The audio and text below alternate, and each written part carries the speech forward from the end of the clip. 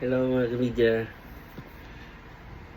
Ako na ablihan karon ang DJI Mini 4 Pro nga girigalo sa ko advanced birthday gift. Kani nga kuan day nga drone is latest sa DJI nga drone nila.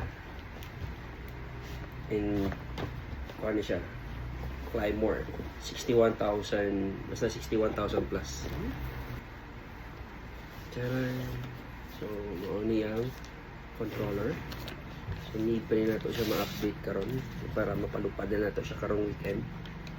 Oops, saka na ito plastic niya. Okay.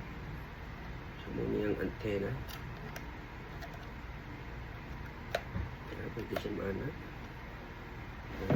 Iya battery pack.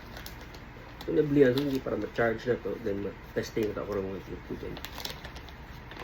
Today is Thursday. Okay. So, nasa extra do ang battery. So, usa ka battery na sa drone. Tulog ka compartment. So, battery, controller, o ang iya. Drone. So, gamay rin siya. So, DJI Mini siya. Okay, nagbugat rin 249 grams.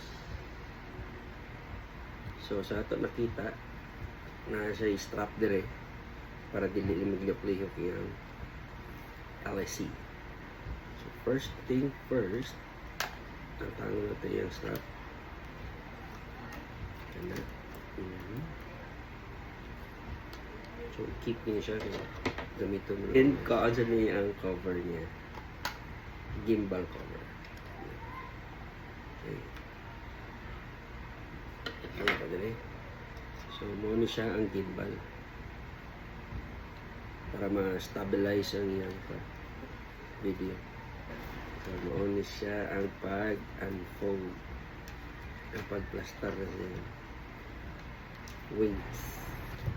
Anyway, di siya na ako magamit karon kay kulang ang battery or naara sa 25 to 50% lang. Then nag-update pa si ang controller. Mga duwa siguro ka firmware update ang gikuha na ko niya. Then nalubat po siya. So both nalubat. Ipang-charge na sa nako.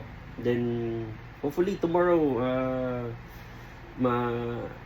swaya na to siya palupad bisag diri sulod sa balay kinang 1 meter above lang ba. Then well